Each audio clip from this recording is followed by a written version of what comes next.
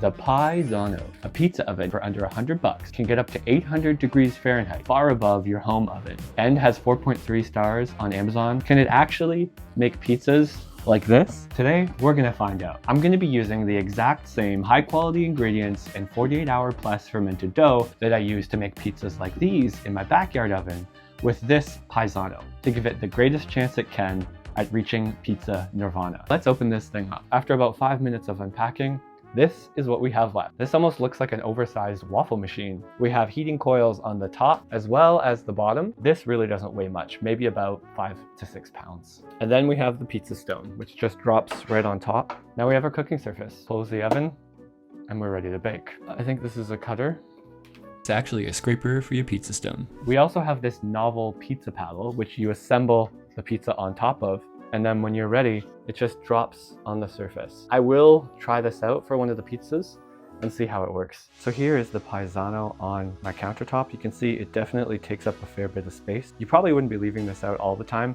And now we get to set the temperature. Kind of hard to tell exactly what your temperature is going to be with these dials with increments of 200, but we're setting our bottom to max 800 to get a nice crispy undercarriage on the pizza. And I'm gonna set the top to something a little bit lower because from what I've seen online, this pizza oven has a tendency to burn on the stone. That's the coil right there that's gonna get super hot. But you can see here, even after a minute, that coil is getting pretty red. While our trusty little oven is getting up to temp, I'm gonna prepare some ingredients. We've got some soft mozzarella cheese here, some high-fat, harder mozzarella cheese is gonna add that savoriness. And then I also like to add some Parmesan.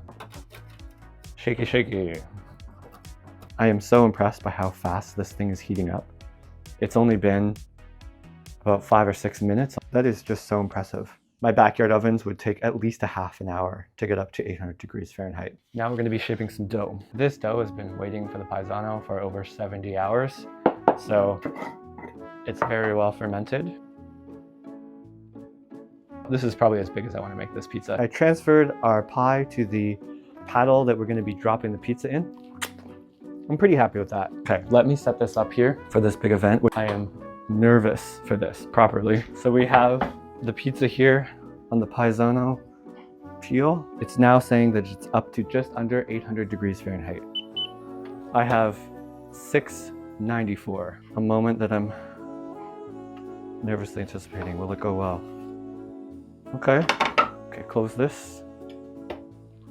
Now we just gotta wait and we can look through this little porthole here to see how our pizza is coming along. Some smoke is coming from the Piezano at the moment. I think it's just some pizza that's hit the burner. I'm gonna have to turn on the hood vent in the kitchen. It's only been 2 minutes and the pizza's already looking like this. I'm gonna do a little sneak preview here because I need to see. It looks like it's already burning. And this is our pizza. It's burnt, oh my goodness. So here is our pizza. You can see exactly where it was being burnt by the coil on the sides of the crust here. So the side of the pizza didn't quite bubble up like a backyard oven would bubble up, but it's very crispy. My first impression of this pizza, I'm enjoying eating it. It's just a little bit dried out, I think, from being in the oven for over 6 minutes. I think I need to make another pie. The learnings that I have from my first pizza is that the side that's facing the coil just gets really burnt. So I think what I need to do for the second pizza is rotate it halfway through, as well as maybe coat the sides of the pizza with a little bit of olive oil so that we get some browning on the edges. So I want to add a little bit of color here by adding some olive oil. Let's try this again. All right, 3 minutes in, we're gonna do a little rotation here. I'm gonna use my actual pizza peel here to do a rotation. Bring it to the other side. I'm gonna oil the sides here a little bit more. I probably shouldn't keep it in much longer. I'm gonna take the second attempt pizza here out of the oven.